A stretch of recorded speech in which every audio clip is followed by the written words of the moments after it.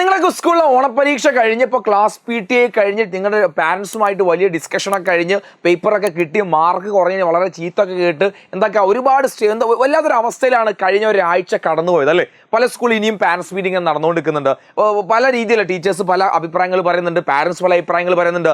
നിങ്ങൾ ഇതെല്ലാം കേട്ട് ഇങ്ങനെ കിളി പാറിയിരിക്കുന്നത് അല്ലേ. പക്ഷെ ശരിക്കും നിങ്ങൾ ഈ ഓണപ്പരീക്ഷയ്ക്ക് ശേഷം നിങ്ങൾ അറിഞ്ഞിരിക്കേണ്ട പ്രധാനപ്പെട്ട 5 കാര്യങ്ങൾ, ഈ ഓണപ്പരീക്ഷ നിങ്ങളിലേക്ക് പറയുന്ന ഓണപ്പരീക്ഷ നൽകുന്ന 5 പ്രധാനപ്പെട്ട മുന്നറിയിപ്പുകൾ, നിർബന്ധമായി ഈ 5 കാര്യങ്ങൾ നിങ്ങൾ അറിഞ്ഞിരിക്കണം. ഈ 5 കാര്യങ്ങളാണ് ഓണപ്പരീക്ഷയ്ക്ക് ശേഷം സംഭവിച്ച പ്രധാനപ്പെട്ട മാറ്റങ്ങൾ.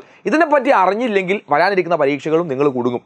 ഒന്നാമത്തെ കാര്യം, അല്ലെങ്കിൽ ഓണപ്പരീക്ഷയുടെ ക്വസ്റ്റ്യൻ പേപ്പർ നമ്മളോട് പറയുന്ന, ഓണപ്പരീക്ഷയുടെ എക്സാം പാറ്റേൺ നമ്മളോട് പറയുന്ന ഒന്നാമത്തെ കാര്യം, ഇനി മുതൽ പരീക്ഷ എന്തല്ല, പഠനം എന്തല്ല, ഒരു തമാശയല്ല. പലപ്പോഴും നമ്മൾ സ്കൂളിൽ പഠിക്കുമ്പോൾ എന്താ, അല്ലെങ്കിൽ നമ്മൾ ബാഗ് കൊടുത്ത് ചുമ്മാ രാവിലെ അങ്ങ് ഇറങ്ങും. അവന് പഠിക്കാൻ ഇന്നത്തെ ടൈം ടേബിൾ ഏതാണെന്നറിയില്ല, പുസ്തകം ഏതാണെന്നറിയില്ല, നോട്ട് എടുത്തിട്ടോന്നറിയില്ല, ബാഗിൽ പെന്നുണ്ടോ എന്ന് പോലും അറിയില്ല. വീട്ടിൽ അമ്മ അടിച്ച് ഓടിക്കുക, ഉറക്കപ്പുരാന്തിൽ അങ്ങനെ രാവിലെ പോവും. ആ പരിപാടിയൊക്കെ അല്ലെങ്കിൽ ആ രീതിയിലൊക്കെ സ്കൂളിലേക്കോ അല്ലെങ്കിൽ ട്യൂഷനൊക്കെ പോകുന്ന ആൾക്കാരാണ് നിങ്ങളെങ്കിൽ ആ പരിപാടി ഇപ്പോഴേ അങ്ങ് നിർത്തുക. പഠനത്തോട് താല്പര്യമില്ലെങ്കിൽ, പഠിക്കാനുള്ള ഇൻട്രസ്റ്റ് നിങ്ങൾക്കില്ലെങ്കിൽ നിങ്ങളത് ഉണ്ടാക്കിയെടുത്തേ പറ്റൂ. ഇത് തമാശയാണെന്ന് നിങ്ങൾ വിചാരിക്കേണ്ട. തമാശ എന്ന് വിചാരിച്ചാൽ പണ്ടൊക്കെ ആളുകൾ മറന്നൊരു സാധനമുണ്ട്, 10ാം ക്ലാസ് തോറ്റൻ, അത് ഇക്കൊല്ലം തിരിച്ചു വരും. രണ്ടാമത്തെ കാര്യം, ടെക്സ്റ്റ് ബുക്ക് ഓറിയന്റഡായി നിങ്ങൾ പഠിക്കണമെന്നുള്ളതാണ്. നോട്ട് എന്തായാലും നമ്മൾ നോട്ട് ചെയ്യാറുണ്ട്. ടെക്സ്റ്റ് ബുക്ക് ഓറിയന്റഡ് ആണ് പല ചോദ്യങ്ങളും ചോദിക്കുന്നത്. കഴിഞ്ഞ എക്സാമിന്റെ ക്വസ്റ്റ്യൻ പേപ്പർ അല്ലെങ്കിൽ ആൻസർ പേപ്പർ വാല്യൂഷൻ നടത്തുന്ന സമയത്ത് എനിക്ക് മനസ്സിലായ ഏറ്റവും പ്രധാനപ്പെട്ട കാര്യം, നിങ്ങൾക്ക് കുറെ കണ്ടന്റ് ഒക്കെ അറിയാം, പക്ഷേ ചോദ്യങ്ങൾ കൃത്യമായ രീതിയിൽ വായിച്ചിട്ട് അതിന് എത്ര ഉത്തരം എഴുതണം എന്നുള്ള കൃത്യമായ ബോധ്യം നിങ്ങൾക്ക് പലർക്കും ഇല്ല.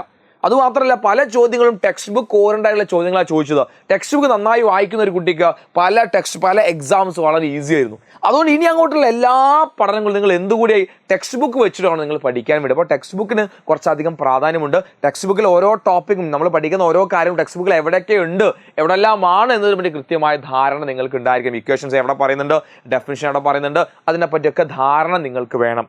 അതുപോലെ തന്നെ മിനിമം മാർക്ക് 30% എന്ന് പറഞ്ഞ മിനിമം മാർക്ക് ഉണ്ടല്ലോ, ഇത് വളരെ പ്രധാനപ്പെട്ട ഒരു ക്രൈറ്റീരിയ തന്നെയാണ്. പണ്ട് നിങ്ങൾക്ക് C മാർക്ക് കിട്ടണമെങ്കിൽ ഈ മിനിമം മാർക്ക് വേണ്ടായിരുന്നു. നിങ്ങളുടെ ഫൈനൽ എക്സാമിൻ്റെ മാർക്ക് A+ അല്ലെങ്കിൽ പബ്ലിക് എക്സാമിൻ്റെ മാർക്ക് നോക്കുക, ഈ C മാർക്കും കൂടി ചേർത്ത മാർക്കായിരുന്നു. എന്നാൽ ഇത്തവണ മുതൽ നിങ്ങൾക്ക് ഈ 80 മാർക്കിൻ്റെ പരീക്ഷയാണെങ്കിൽ 24 മാർക്കും 40 മാർക്കിൻ്റെതാണെങ്കിൽ 13 മാർക്കും വാങ്ങിയാൽ മാത്രമേ നിങ്ങളെ C മാർക്ക് ടീച്ചർ തരത്തുള്ളൂ. അതുകൊണ്ട് ഈ 24ഉം 13 മാർക്ക് നിങ്ങൾ നേടിയേ പറ്റൂ. ആ മാർക്ക് ഇല്ലാത്തൊരു കുട്ടിക്ക് C മാർക്ക് തരൂല, ആ കുട്ടി തോറ്റുപോകാനുള്ള സാധ്യത കൂടുതലാണ്. അതുകൊണ്ട് മിനിമം മാർക്ക് വലിയൊരു വിഷയമാണ്. കഴിഞ്ഞ വർഷം പോലെ ഈ വർഷം ഒരുപാട് മാറ്റം വരുന്നുണ്ട്. എങ്ങനെയും പഠിച്ച് ഈ മാർക്ക് ഉണ്ടാക്കണം. ഏറ്റവും മിനിമം അല്ലെങ്കിൽ ഏറ്റവും ബേസിക്കായി മിനിമം മാർക്ക് നിങ്ങൾ നേടിയേ പറ്റൂ.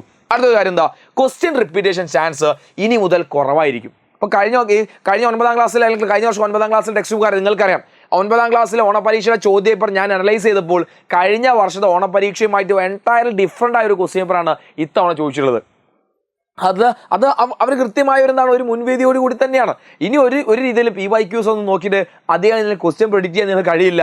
അല്ലെങ്കിൽ എന്താണ്, ക്വസ്റ്റ്യൻ വരെ റിപ്പീറ്റേഷൻ ചാൻസ് ഞങ്ങൾ കുറയ്ക്കാൻ പോവുകയാണ്, എല്ലാ വർഷവും ഫ്രഷ് ക്വസ്റ്റ്യൻ ഞങ്ങൾ ഇടാൻ വേണ്ടി പോകുന്നത് എന്ന കൃത്യമായ ഒരു അജണ്ട എനിക്ക് അവിടെ കാണാൻ വേണ്ടി സാധിച്ചിട്ടുണ്ട്. അപ്പോൾ ഇത് വളരെ പ്രധാനപ്പെട്ട സാധനമാണ്. ക്വസ്റ്റ്യൻ റിപ്പീറ്റേഷൻ ചാൻസ് കുറവാണെങ്കിൽ അല്ലെങ്കിൽ കുറവാവുകയാണെങ്കിൽ നമ്മൾ എന്ത് ചെയ്യേണ്ടി വരും, കണ്ടന്റ് കൃത്യമായി അറിഞ്ഞിരിക്കണം. ഒരുപാട് പുതിയ ക്വസ്റ്റ്യൻസ് നമ്മൾ എന്ത് ചെയ്യണം, നമ്മൾ പഠിച്ചുകൊണ്ടിരിക്കണം, ചെയ്തുകൊണ്ടിരിക്കണം. ഈ കാര്യങ്ങൾ കൃത്യമായി ചെയ്യണമെങ്കിൽ ഒരു പ്ലാനിങ് നിങ്ങളെ പഠനത്തിൽ നിങ്ങൾക്ക് വേണം. അല്ലെങ്കിൽ നിങ്ങൾ എവിടെയെങ്കിലും ഒരു കോച്ചിങ് നിങ്ങൾ പോയിരിക്കണം. അതൊരു ഇതും വേണ്ട, പക്ക നമ്മൾ എജുപോൻ്റെ ഫാസ്റ്റ് ട്രാക്ക് ബാച്ച് പക്ക നമ്മൾ പുതിയ പാറ്റേൺ പ്രകാരം നമ്മൾ സെറ്റ് ചെയ്ത് വെച്ചിട്ടുണ്ട്. അപ്പോൾ ഒന്നെങ്കിൽ നിങ്ങൾക്ക് എന്ത് ചെയ്യണം, നിങ്ങൾ എവിടെയും നിങ്ങളുടെ പഠനത്തിൽ ഞാൻ ഒറ്റയ്ക്ക് പഠിച്ചോളാം, ഞാൻ ഈ പറഞ്ഞ കാര്യങ്ങൾ ഞാൻ സെറ്റ് ചെയ്ത് പഠിച്ചോളാം ഉറപ്പുള്ള ആൾക്കാരാണെങ്കിൽ നിങ്ങൾ മാത്രം മതി, നിങ്ങൾ മാത്രം വേറെ ആരും വേണ്ട. അല്ല, നിങ്ങൾക്ക് ഒരു അസിസ്റ്റൻസ് ആവശ്യമാണ്, അല്ലെങ്കിൽ മിക്കവാറും ചിലപ്പോൾ എൻ്റെ കയ്യിൽ നിന്ന് പോകും എന്ന് നിങ്ങൾക്ക് തോന്നുന്നുണ്ടെങ്കിൽ ഒരു സംശയമാണ്, നമ്മൾ എജുപോൻ്റെ ഫാസ്റ്റ് ട്രാക്ക് ബാച്ചിൽ നിങ്ങൾക്ക് ജോയിൻ ചെയ്യാം. ഓക്കെ, അപ്പോൾ ഈ മാറ്റങ്ങൾ നിർബന്ധമായി നിങ്ങൾ അറിഞ്ഞിരിക്കണം. അപ്പോൾ ഈ മാറ്റങ്ങൾ അറിഞ്ഞുകൊണ്ട് നിങ്ങൾ പഠനത്തെ നിങ്ങൾ ക്രമീകരിക്കുകയാണെങ്കിൽ ഈ വരുന്ന ക്രിസ്മസ് എക്സാമിന് നല്ലൊരു റിസൾട്ട് നിങ്ങൾക്ക് ഉണ്ടാവും. ഓക്കെ, ഓണം എക്സാം ഒരു അവസാനം ഒന്നുമല്ല കേട്ടോ, അതൊരു തുടക്കം. ഈ വർഷം ഏതെല്ലാം മാറ്റങ്ങളാണ് വരാൻ വേണ്ടി പോകുന്നത് നമുക്ക് നമ്മോട് തന്നെ പറഞ്ഞു തരുന്നൊരു തുടക്കമായി മാത്രം തന്നെ കാണാം. സോ എല്ലാവർക്കും ഓൾ ദി ബെസ്റ്റ്. ഓണപരീക്ഷയുടെ നിങ്ങളുടെ ഒരു വിലയിരുത്തൽ, ഇപ്പോൾ നിങ്ങൾ ഓണപരീക്ഷ ചെയ്തപ്പോൾ നിങ്ങൾക്ക് ഒരു കാര്യം മനസ്സിലായില്ലേ, ഇന്ന സബ്ജക്റ്റാണ് എനിക്ക് ഏറ്റവും ടഫായത്, അല്ലെങ്കിൽ ഇതാണ് മാർക്ക് കുറയാനുള്ള പ്രധാനപ്പെട്ട കാരണം നിങ്ങൾക്ക് അറിയാലോ, അത് നിങ്ങൾ താഴ്ന്ന് കമൻറ്റ് ചെയ്യാം. നിങ്ങൾക്ക് ജെന്യൂനായി നിങ്ങൾ തോന്നുന്ന ഒരു കാരണം അത് ഇന്ന കാരണമാണ് എൻ്റെ മാർക്ക് കുറയ്ക്കാണ്ടായ പ്രധാനപ്പെട്ട കാരണം. നിങ്ങൾ താഴെ കമൻറ്റ് ചെയ്യുക, കൃത്യമായി ഞാൻ അത് അനലൈസ് ചെയ്യും. അത് ഏറ്റവും കൂടുതൽ ആളുകൾ എന്താണോ കമൻറ്റ് ചെയ്യുന്നത് അതനുസരിച്ച് അടുത്തൊരു വീഡിയോ ഞാൻ നിങ്ങൾക്ക് വേണ്ടി ചെയ്യുന്നതായിരിക്കും. ഓക്കെ, അപ്പോൾ ഇനി അങ്ങോട്ട് നമ്മൾ പഠിക്കാൻ വേണ്ടി പോകണം, സെറ്റ് ചെയ്യാൻ വേണ്ടി പോകണം. നിങ്ങൾ എല്ലാ ഫ്രണ്ട്സിനും ഈ വീഡിയോ ഷെയർ കൊടുക്കാൻ നിങ്ങൾ എന്ത് ചെയ്യരുത്, നിങ്ങൾ മറക്കരുത്. വീഡിയോ നിങ്ങൾക്ക് ഹെൽപ്ഫുൾ ആയിട്ടുണ്ടെങ്കിൽ ഒരു ലൈക്കും തരിക. സോ അടുത്തൊരു വീഡിയോ കാണുന്നവരെ താങ്ക് യു സോ മച്ച്. അപ്പോൾ എൻ്റെ എല്ലാ മക്കൾക്കും ഓൾ ദി വെരി ബെസ്റ്റ്. ഈ ചാലഞ്ചൊക്കെ നമ്മൾ മറികടക്കും, നല്ല മാർക്ക് നമ്മൾ നേടുക തന്നെ ചെയ്യും. So once again thank you all.